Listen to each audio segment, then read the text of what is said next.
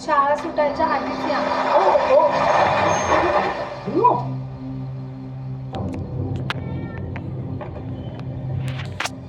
अरे काय क्रांतिकारी, शहीद व्हायला आमचीच गाडी सापडली का तुम्हाला? जपा स्वतःला, अजून बरेच काम करायचे तुम्हाला. कसं आहे, रस्ता आपला असला तरी त्याच्यावर चालणारा प्रत्येक माणूस आपला असं नसतं ना. शिवाय हल्ली काय बाबा, लोकांची नजर आहे तुमच्यावर. सेलिब्रिटी कार्यकर्ते ना तुम्ही. त्याच्यामुळे जपा स्वतःला. काय, समाजाला जशी तुमची गरज आहे ना, तशी आम्हाला पण तुमची फार गरज आहे. सांगा है ना, मग तुमच्या चुकीच्या चालवण्याची शिक्षा लेकराला कशाला? ऐक लेकरू. अरे वा, काय नाव बाळा तुझं? समता रावबा कांबळे. वा वा, छान नाव.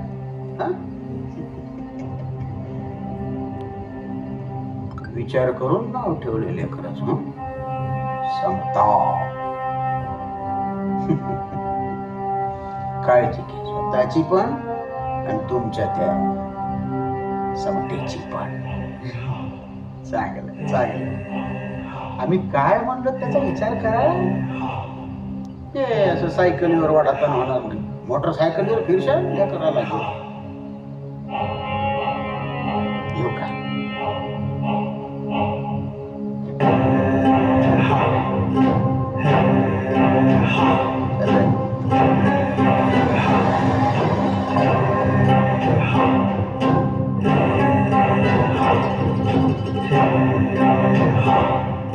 चला निघूया.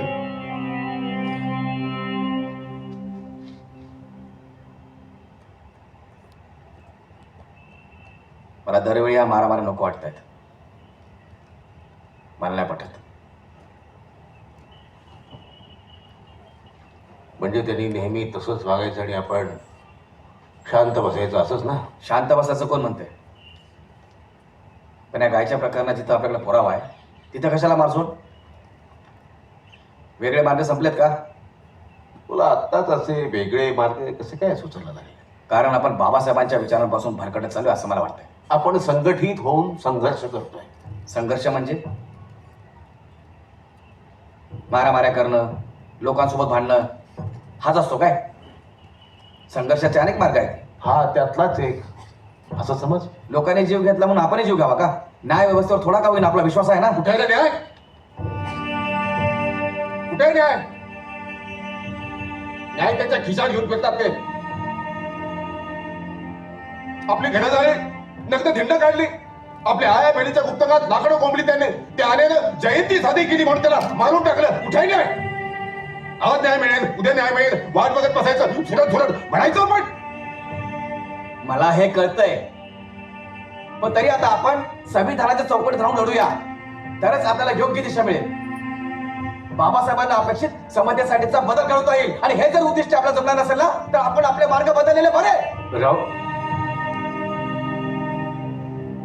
मला एक सांग, तुझं आणि सिद्धार्थचं काही खाजगी बोलणं झालंय का? मध्ये काही झालं बोलणं खाजगी? भाई जरा स्पष्ट नाही बोलणं झालं असं तर सांग. भाई जरा ऐकून घे. नाही बोलणं झालं. बोलणं झालं भाई, तसं काय ना, तू कोणाला बोलूच देत नाही ना. अरे तू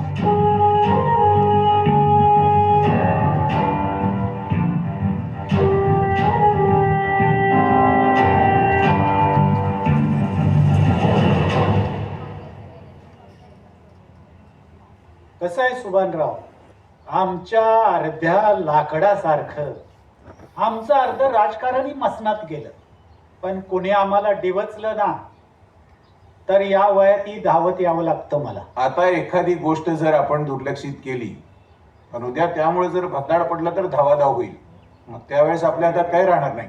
तरी तुम्ही सेफ आहात, विरोधी पक्षात आहात ना. हा, तुम्हाला केव्हाही बाजू पलटवता येते. पण आम्ही सत्ताधारी, आम्हाला नाही तसं जमत.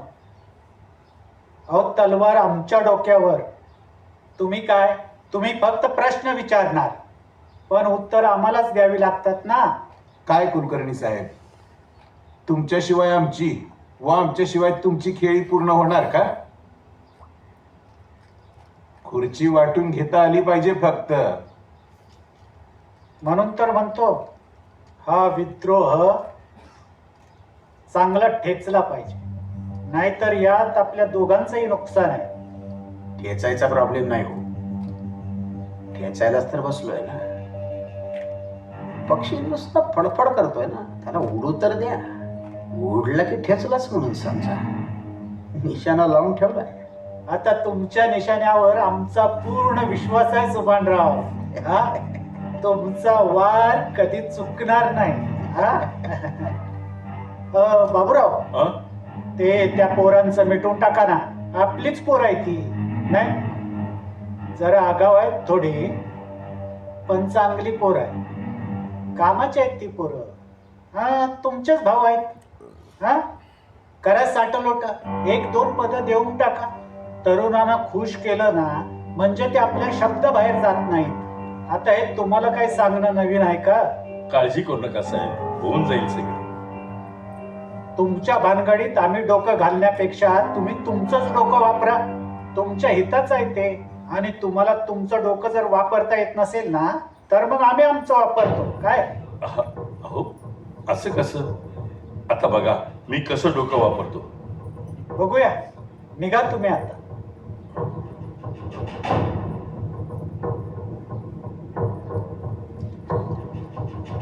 लक्ष असू द्या.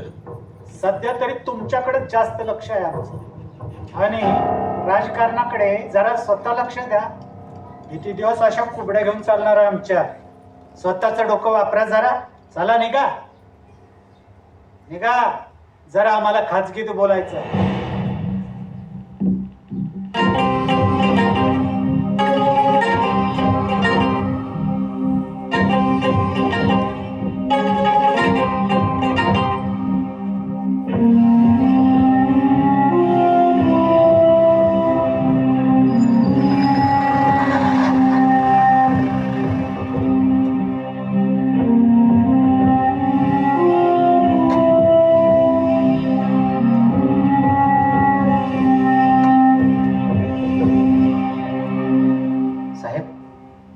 साहेब, राजेश, राजकारणामध्ये आहे ना आमच्यासारख्या नेत्यांचा वापर केला जातो, पण मी हा वापर होऊ देणार नाही. साहेब, जास्त मनाला नका लावून घेऊ. वरिष्ठ असेच असतात. नाही राजेश, असंच चालत राहिलं ना तर ना मी समाजाचा असेल, नाही वरिष्ठांचा. माझं राजकारण इथेच संपेल. काही झालं तरी माझी जागा मला मजबूत करायची आहे. आमच्याशिवाय आमच्या समाजाचा विचार सुद्धा वरिष्ठांच्या डोक्यात आला नाही पाहिजे. म्हणजे नेमकं तुमच्या डोक्यात काय सुरू आहे आता?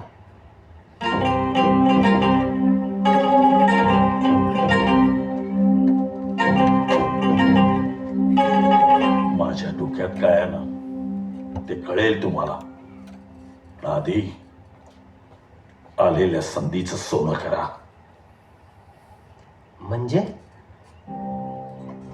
हे बघा, आपल्याला समोरच्या संघटनेचा जो प्यादा आहे ना तो आपल्या पटावर आला पाहिजे. ती संघटना आपली झाली पाहिजे. काही करा, ती संघटना ना आपल्या हातात आली पाहिजे. राजेश, काही करा, पण हे झालं पाहिजे. झालंय साहेब. म्हणजे संघटनेचा एक महत्वाचा माणूस आपल्या गळाला लागलाय. शाबास शाबास. म्हणजे तुम्हाला राजकारण कळायला लागलंय तर आता? साहेब, 24 तास तुमच्या सावलीत असतो आम्ही. चला, सभेची तयारी करा. ही गोष्ट लोकांना कळली पाहिजे. माझी इमेज आणि माझी भीती काय ते त्यांना कळलं पाहिजे.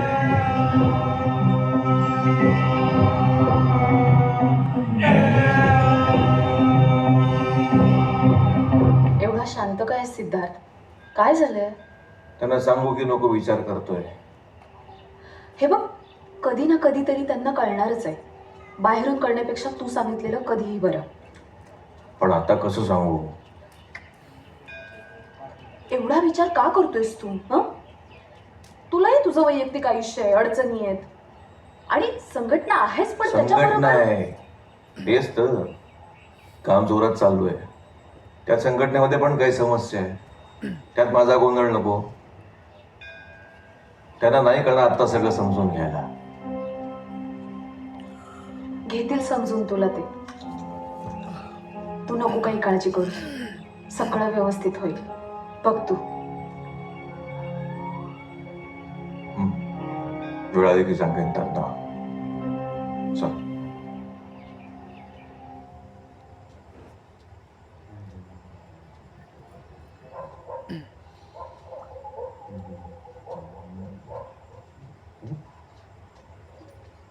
अभिनंदन. कशाला? आयुष्याला घोडा लागला म्हणे तुमच्या. हा, आता का झालं? पोलीस आले होते चौकशी करत इथं. पोलीस? हा, कसली चौकशी? ते 2-4 पोरांना आणलं ना तुम्ही गाईच्या प्रकरणात. त्यांनी तुझ्या संघटनेचं नाव घेतलंय. नाही, आम्ही नव्हतो तिकडं, दुसरं कोणीतरी केलंय. पटलं, 100% पटलं मला. पण पोलिसांना कसं काय पटणार आहे?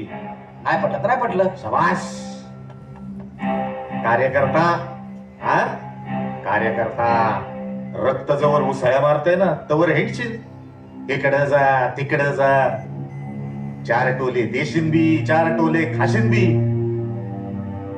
पुढं हा, हे काळ्याचं पांढरं झाल्यानंतर काय? आर चळवळ म्हणजे डोसक्याचं काम असतंय. बेफिकिरी काय उपयोगाची? आई बाप, सोयरी दायरी, बायका पोरं अशीच वाऱ्यावर सोडायची. हा, अर्थ तुमच्या जिंदगीवरती असलं काय कामाचं उकिरडे फुंकत गावभर हिंडायचं? उकिरडा मुंगत फिरत नसतो, लोकांसाठी लढतो, समाजासाठी करतो आम्ही. समाजासाठी? अंगावरती केशी पडल्यानंतर बघू ना कुठला समाज तुझ्यासाठी उभा राहतो. मग आहेच आम्ही कोर्टाच्या चौकीचे खेटे घालायला. 2 पावसाळे पाहिले म्हणून आहे ना, लय घोड्यावरनं फिरू नको. तोंडावर पडलास ना तो उचलायला सुद्धा कोणी येणार नाही. मला शिकवतोस.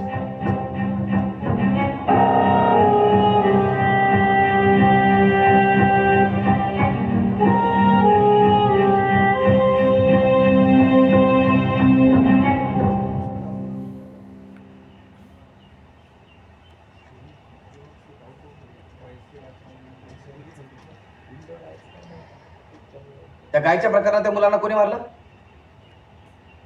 का मारलं? ठरलं होतं ना आपलं, मग का? 1 मिनिट. म्हणजे कुणी मारलं? हा, आणि मला कसं माहित नाही? विचार. मी मारलाय.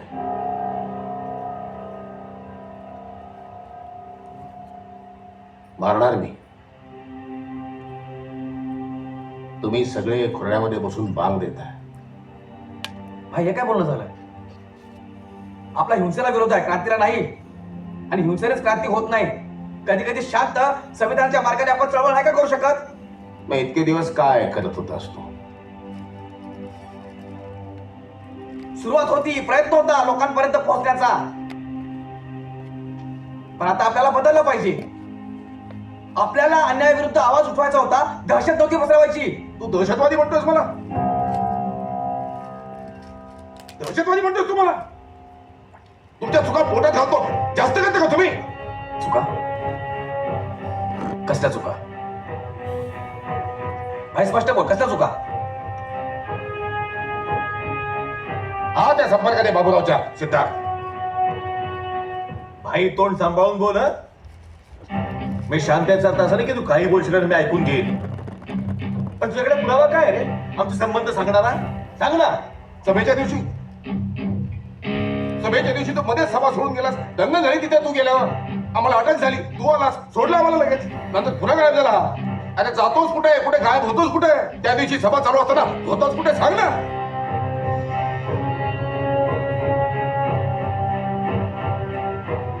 सिद्धू भाई कुछ पूछ रहे, जवाब दो.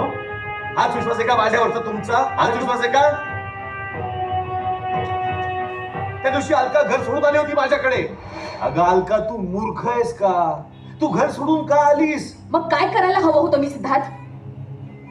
माझ्या घरात आपल्या दोघांबद्दल कुणीतरी सांगितलंय आणि आता माझ्या हातात अजिबात काही नाहीये. जे होतं ते मी केलंय. आता तुझा निर्णय आहे, तू काय करायचं असते सांग मला. काय करणार आहेस ते? अगं हो, थांब, तू जरा शांत हो ना आधी. मला तू फक्त 7 दिवस दे, फक्त 7 दिवस. मूर्ख आहेस का तू सिद्धार्थ? काय बोलतोयस तू? मी घर सोडून आलीये तुझ्यासाठी. एव्हाना घरी सुद्धा कळलं असेल आणि तू माझ्याकडे वेळ मागतोयस या क्षणी. अगं मला सुचत नाहीये ना काही. तू अचानक येऊन बसली अलका, सुचू दे ना. कधी? इमर्जन्सी, मी आलो. चल अतुल. सिद्धार्थ काय झालं? ताई तुम्ही चला, मी सगळं सांगतो तुम्हाला. म्हणून सांगितलं नाही मी. म्हटलं इतक्या सगळ्या गोष्टी चालू आहेत, हे नको अजून टेन्शनचं का, म्हणून सांगितलं नाही. माझं सोड रे. या सगळ्यांनी बघितलं तुला बाबूरावच्या पीए सोबत. तो आला होता माझ्याकडे मला आमिष दाखवायला. धुडकावून लावलं मी त्याला, धुडकावून. त्याच्या आमिषाला बळी नाही पडलो मी.